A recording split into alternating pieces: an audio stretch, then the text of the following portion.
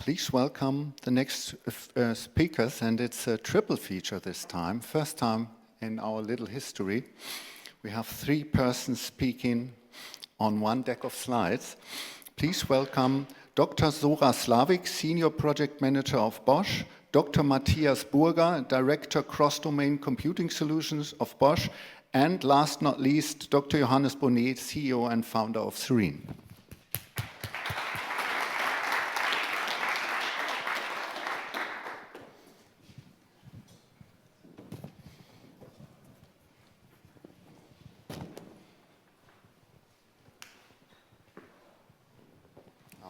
Yeah, thank you very much for the introduction. So, today we want to talk about software production.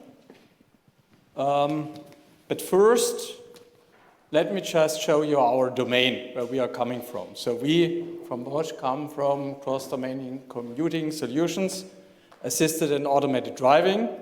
And what is there in? We do have a big driving stack with comfort functions, also with safety functions like the assisted family emergency braking, and we also have a big parking stack. Same here, park steering control as comfort functions and also some safety functions. Both need, of course, video functions. Because of that, we have a big video stack. For example, 360-degree bird's eye view, I think you all know that, and also front cameras which help us to classify objects. Should also not forget all the services, like most are related to maps, localization, planner, road conditions, and so on. So now the point is, how do we bring this together in a that was one too far, so one big. So in a large-scale program. And this is just a value stream of a program, of a typical program at others. So we do have the driving stack with different software integration steps in between. We also have a parking stack, the video stack, as I showed before, and we have to bring it together to a complete software. We should also not forget the basis software. Here we use the tools of ETAS, like AUTOSAR Classic, AUTOSAR Adaptive, and also middleware from ETAS, so the ROS system. And then we bring it together to a complete software. So additionally, of course, customer also have some functions, so we get software deliveries from the customer side and some third-party software, also from the customer. So this is the entire value stream of a large-scale program. And the question is, how can we improve that? How can we continuously improve it like we know it from past, from hardware manufacturing, that we come to a continuous integration, continuous deployment program, and not to a, somehow big bang integration at the complete software. And so what we know from past, as I said, at Bosch is hardware production. We have, since decades, international production development networks there. And this is a task, I think, which was a lot of done in past. How can we optimize such a development network? And I just want to show you the well-known lean approach, how we normally do that. The first is we have to identify value. So in our case, that is the productivity. Normally, you start with some monitoring improvement KPIs on which you then can bring the productivity forward. So the second step then is we have to visualize the integration flow. That is what I already showed you. But additionally, we also have to measure the lead time, that we know where we have space for improvement. The third step then is create flow, what we call the Gemba walk. So really go there where it happens, where is space for improvement, inspect and adapt, and then remove any blockers. So once you have that, of course, then you need a product-centric development and communication structure, which you have to establish to manage such a big program. And once you have emergent practice, you normally enter it in a sort of standard. So if you would do it in the way we do it decades in hardware production, and this is exactly the way we started, then it looks like this. So you have a KPI tree. At the top, there's a result, the productivity. Then you have the throughput side on the left and the quality side on the right. Then you have value stream analysis. This is mainly based on interviews and also some measurements, where you then have working steps which have no value add for the customer, so the red dots, and value add for the customers. Then create flow, the Gemba walk in software. This is somehow you have to dig deep in the architecture and identify the blocks where is the most workload in, and then you, of course, have the chance to improve that. And established pull normally is a sort of platform approach. So with the real target to have a high reuse of common parts. So you assemble it in a platform, the application software components, and from that on you can develop specific solutions for our customers. I think this is also related to our domain, that we do not have only one system. Each customer needs a special solution. We showed that last year. And once you have that, of course, then you have to sustainably anchor it, normally in an engineering process. This is like printed here, so a process library, so that it is a standard, and every other project does it in the same way. So that's how we started, I think some years ago. And then we said, just wait a second, is that the real approach for a software factory? Or do we somehow to transfer this concept, this heuristics, which really work in software? And then we came up to Seerene and to Johannes' team, and they showed us some capabilities which really helped us to change the software factory. And so because of that, I'm really anxious to see what Johannes will show us next. And then after that, Zora will show how we are doing this lean approach in software today.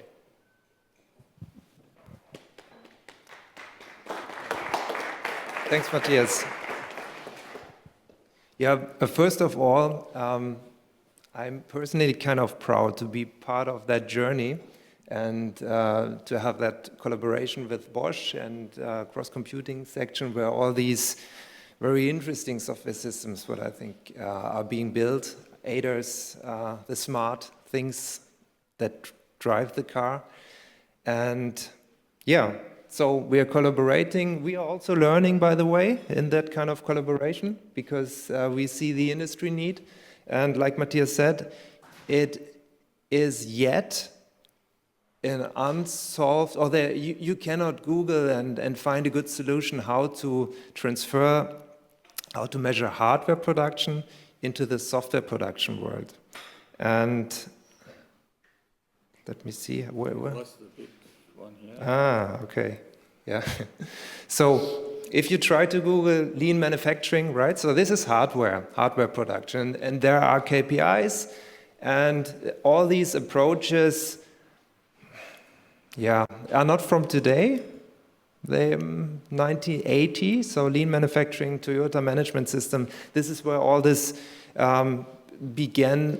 In a big major stream to be state of the art in doing hardware production, measuring continuous improvement processes, establishing all that. And as Matthias said, this is not one-to-one easy to copy.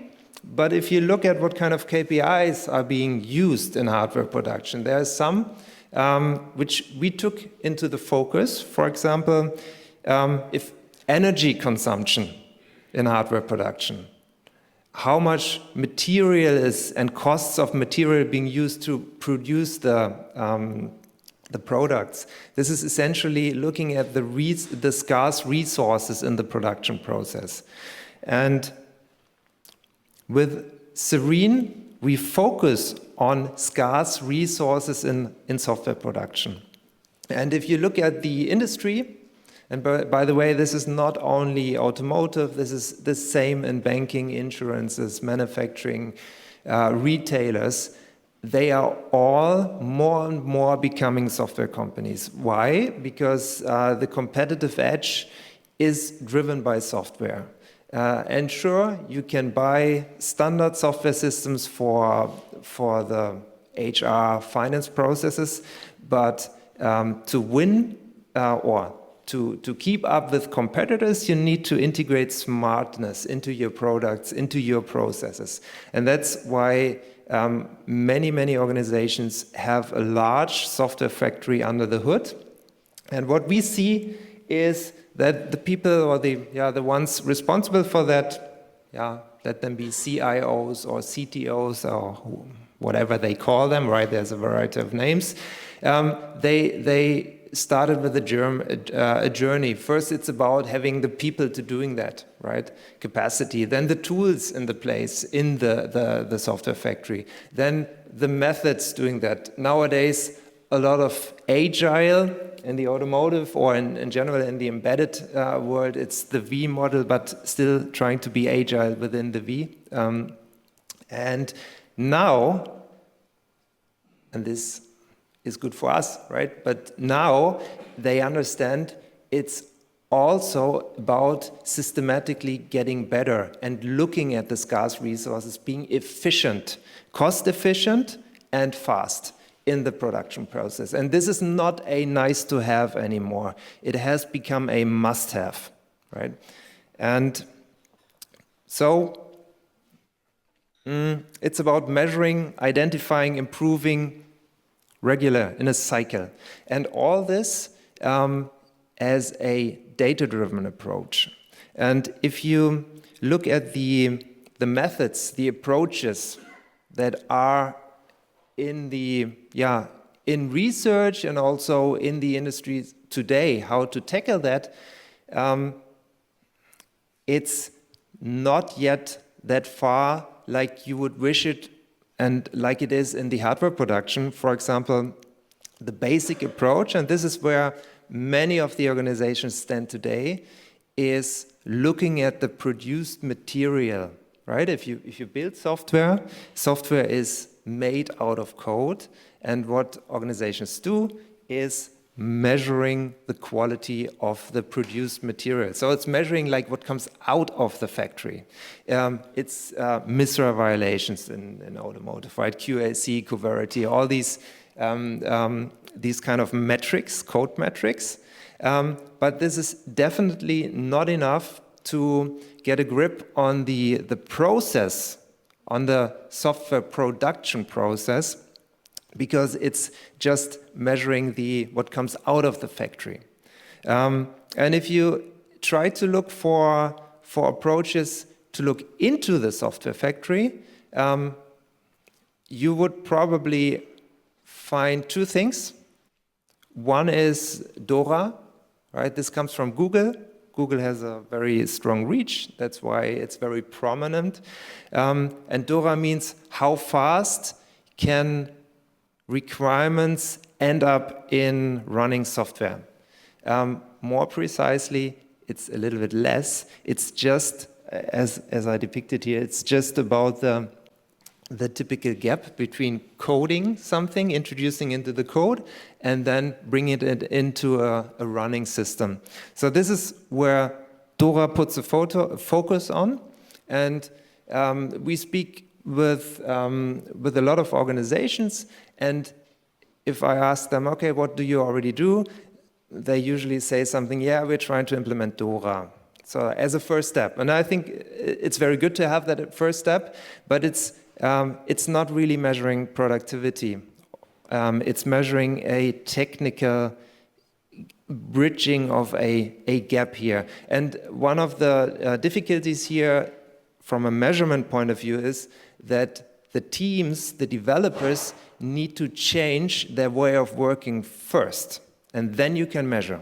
So teams need to annotate data in tickets, Jira, for example. They need to annotate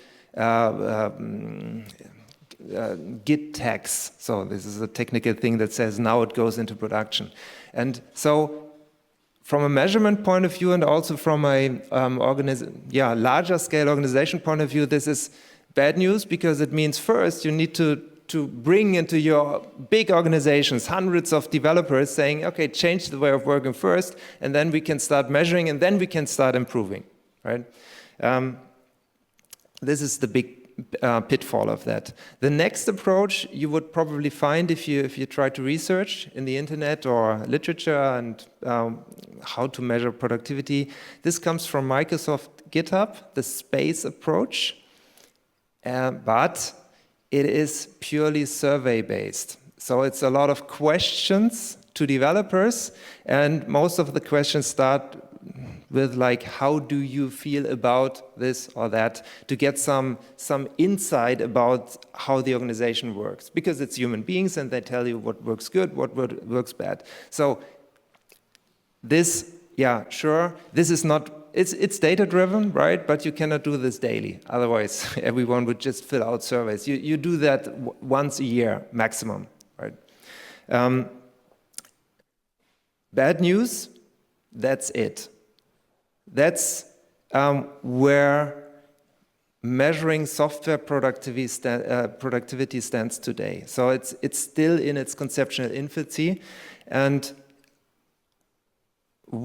our aim is to bring that to the next step. And I already said hardware production, focusing on scarce resources, software production, that's what we're doing, and the scarce resources are typically the hundreds of developers that you are paying, because this is where the money sits, right? You're also paying for testing, you're paying for requirements, but the big portion of money is where people are working and producing.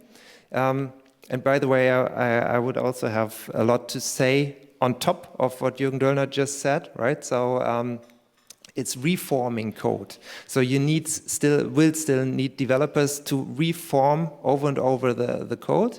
And this is today and the next years, this is the bottleneck. The power in the organization of developers who take requirements, convert it into code, and then bring it into the systems. And that's why we put the measurement focus here. And big organization also means workers' councils. You need to be careful if you measure people information. That's why we, for example, first thing we learned, everything fully anonymized. So it's not possible to drill down to individuals. And it's not necessary, actually, but you can see how much power is flowing, how much money that you invest is flowing. And then we can measure from the large amount of money you're investing, how much is actually left for creating business value add and how much is lost. And this is exactly what hardware production did with measuring lean and measuring waste in the process. By the way, if you see these city map visualizations, this is the Seerene way of visualizing the amount of code that has been grown over the years. Right? These buildings are code files and organized in these code cities. I just mentioned that because Zora will also show some maps. This is then means grown software systems.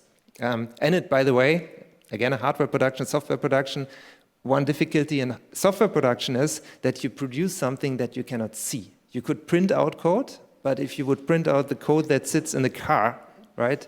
I don't know how big the paper stack would be. Probably 400 floor skyscraper, something like that. So it's not possible for a human being. That's why we use that kind of visual metaphor to make it tangible, and also to be able to communicate about this. And one thing we learned additionally on our journey together, also in other customers' situation, it's not enough to say we're getting better if we tell the teams, please get better. Because teams are in their operational pressure, right? Continuously improving is something which needs to be driven by top management. That needs to be, this mindset needs to be started top down. the mindset of getting better. And that's why we also established this concept of not only measuring efficiency, for example, in producing one software system, but in a large organization with multiple software systems involved, multiple teams, sitting all over the world, and having one, and everything based on data, that's the key point here, everything based on data that has already been collected. No change of developers needs to be done first, the data is already there. That's where we put so much brain work into it to be able to use what's there already today. That's why we can apply all this to any kind of programming languages, to any kind of software systems, to any kind of organizational, how you organize responsibility in an organization, with scaled agile, with agile release trains, solution trains, or a department. It works because the data is technically has been created yet. The data is code, the data is coding, the data is backlogs that drive that. And here on the left-hand side, you see a typical example of efficiency. And it reads like what comes into this waterfall is the amount of developer time that you pay, right? The budget, the investment, and what is left on the right-hand side, that's what is left for planned value-add creation. And everything in between is something that got lost on the way. For example, fighting back defect backlogs. For example, having to go into code that where complexity sits so that you're very slow as developers. All these things are lost time, lost money, and they kill the productivity. And good news is, if you can measure that, you can continuously, in small steps, getting better and better and better and convert all this loss into more power of your organization, which means becoming more cost effective and having more power to be faster. And here you see a loss of 80%. It's a typical inefficiency. Sometimes when we go into an organization and measure first time, sometimes we already see like 35, 40%, but that's it. And I'm kind of proud to be in that collaboration with Bosch, because if you look at their numbers, it's incredibly high. So it's a lot of money that they save because you started with data-driven continuous improvement processes a while ago, and I think this is something, if you do that, there's a lot to gain, money-wise, but even more important, speed-wise, and by this, being ahead of the competitors in the business, and we all know industry economy is getting tougher and tougher, right, worldwide. New players come from Asia, US, etc. So my opinion would be it's a must-have. Yeah, and now now Zora, take over, please. Thank you very much.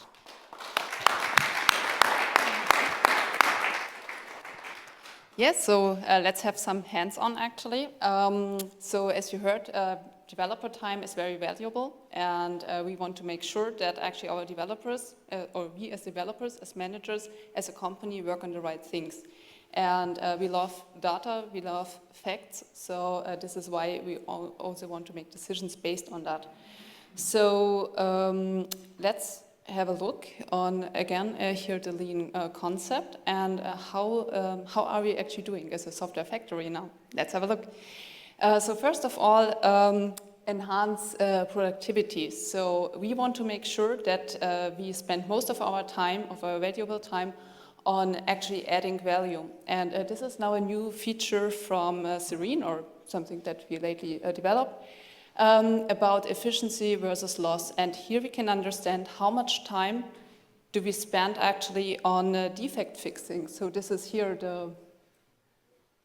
Can you see this, the dot? So this is this part. How much time do we spend on this? How much time do we spend on ad hoc tickets? So how often are the developers actually interrupted in what they're doing? And this is actually something from a project that started in November 2023. You can see here the effort ramp up. You can see here the Christmas break, so it's real data.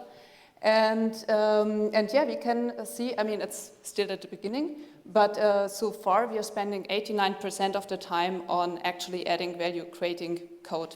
So, and with this, we hope that we can also maintain this. So the next point is to visualize the integration flow. So we have a lot of different sources, a lot of different huge teams that contribute to our complete software, and we need to integrate it together with software development, or we want to integrate it together with contributions from our customers. We want to be there very modular, very flexible, and adapt to what our customers want from us, actually. And so what we have here is our own tool, Metron, and we are using it to measure actually the lead time. So we measure how long does it take from one, oh, sorry. How can I come back? So, okay, great, thanks. How long does it take that our driving team deploys to the customer software or to the next block, including the middleware? How long does it take for parking, etc.? And when we look at, and this is based on our repos, so this is something that happens actually. And it's no watermelon reporting or anything, but it's displaying what's actually up. And this enables us to identify blockers, impediments before they become risks and act accordingly. And of course, as Bosch, we also we don't want to be only fast, but we also want to have a high quality. And because of that, we started to use Seerene to actually visualize our technical depth, our QSC warnings, the complexity in our code, covariety warnings, all the static code analysis warnings, right? And we actually identified at some point that we had a cluster in our code landscape where we had a lot of QSC warnings. So we started a campaign to reduce these QSC warnings, and the result is what you can see here. So all the green blocks mean that this is how we reduce our QSC warnings. And yeah, we hope that it's not getting red anymore, but we will continue to monitor that. So that's for the Gemba walk, and then of course we have huge teams. So we need efficient communication structures. And this is the next part. So we need to make sure that actually we have the right business decisions, so that we understand what's the next value, what's our portfolio, where should we focus our developer time on. Then we need to make sure that we have a robust, solid architecture that allows us to develop these large-scale projects that we usually have. So we need to make sure that all the interfaces are stable and that they match to each other. The zip process, we need to apply it to continuously monitor what's happening in our code, in our repos, and to monitor the lead time, understand it, and act in time. And of course, our organization, we need to manage our changes. We need to make sure that everybody knows what changes, when it changes, and what needs to be done. And after all these learnings, we need to anchor that in the organization. So we need to make sure that not every project needs to start from scratch and to, again, implement all these learnings, have all these learnings. Well, and this is basically how we are doing currently. So we are driving, of course, our business forward. And with these tools, Metron and Seerene, we really came a big step forward to our software factory. It helped us to identify some issues in our architecture that we could fix, so that we can now build for scale and that we can continuously maintain the flow. And of course, we do our Gemba works. So this means we really have the deep insight in what's happening in our teams. And we always make sure that we have the right tooling for that. And this is how we can actually develop our code driven by value.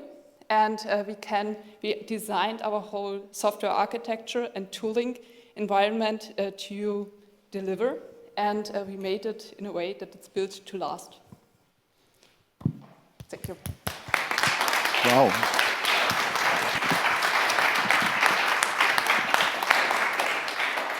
Thank you, Dr. Zora, Slavik. Thank you, Dr. Matthias Burger, and thank you, Johannes Bohnet.